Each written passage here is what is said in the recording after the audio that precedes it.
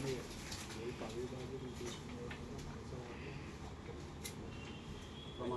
మా ఉపాధ్యక్షులు తీసుకుంటారని అందరికీ చెప్పను.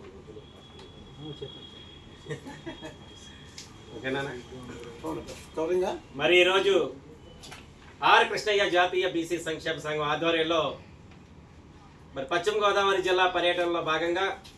మరి ఈరోజు నర్సాపురం నియోజకవర్గంలో మరి నూతనంగా కమిటీల్లోకి ఎన్నిక కాబడినటువంటి వారికి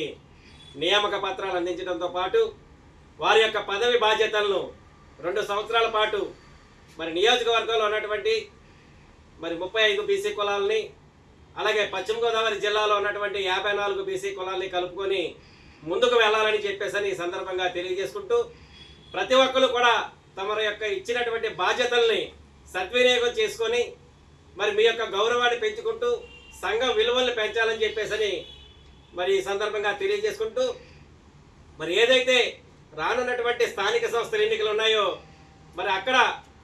మరి 34% రిజర్వేషన్లు కల్పిస్తామని చెప్పేసి గౌరవనీయులు నారా చంద్రబాబు నాయుడు గారు చెప్పడం జరిగింది. మరి నారా చంద్రబాబు నాయుడు గారికి మేము విన్నవించుకునేది ఒకటి, అయ్యా 42% బీసీలకు రిజర్వేషన్లు